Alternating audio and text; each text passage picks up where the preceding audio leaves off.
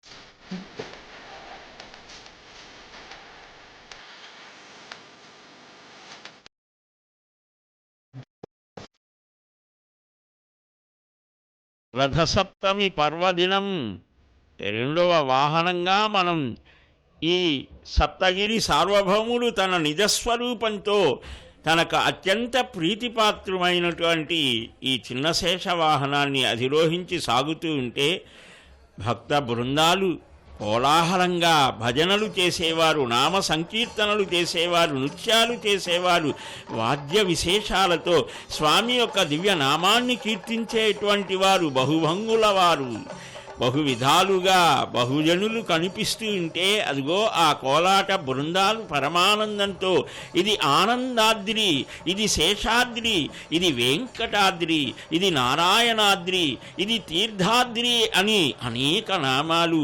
ఈ కొండకు ఎన్ని పేర్లున్నాయో అన్నిటిని మించినటువంటి పేర్లు ఆ స్వామికి అనంతా అయినటువంటి దివ్య వైభవం కలిగినటువంటి స్వామి కదా ఆయన.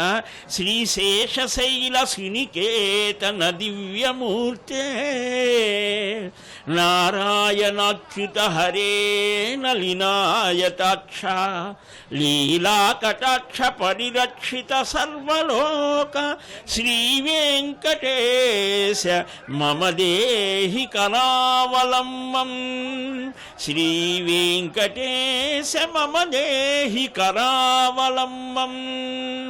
5000 సంవత్సరాల నాడు శ్రీకృష్ణ భగవానుడుగా ఏ తత్వాన్ని చెప్పాడో భగవద్గీత శాస్త్రాన్ని, దానినే ఈనాడు వెంకటపతిగా సర్వధర్మాన్ పరిత్యజ్య మాం ఏకం శరణం వ్రజ అహంత్వా సర్వపాపేభ్యో మోక్షయిష్యామి మా శుచః అని చెప్పకనే చెప్పేటువంటి ఆ వెంకట విభుని యొక్క దివ్య వైభవం ఇది.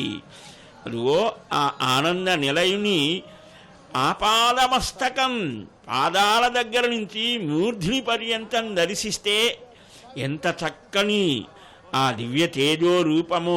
ఈ రూపాన్ని చూడలేక బ్రహ్మాది దేవతలు మిరిమిట్లు గొలిపే దివ్య తేజోస్వరూపుణ్ణి ప్రార్థిస్తే ఈ అర్చారూపాన్ని ధరించి ఈ వెంకటాచలం మీద మనకందరికీ శోభాయమానంగా దర్శనమిస్తూ ఉత్సవమూర్తి ఒకే రోజు 7 వాహనాలలో ఎంత ఆశ్చర్యం, ఎంత ఆనందం, ఎంత కోలాహలం.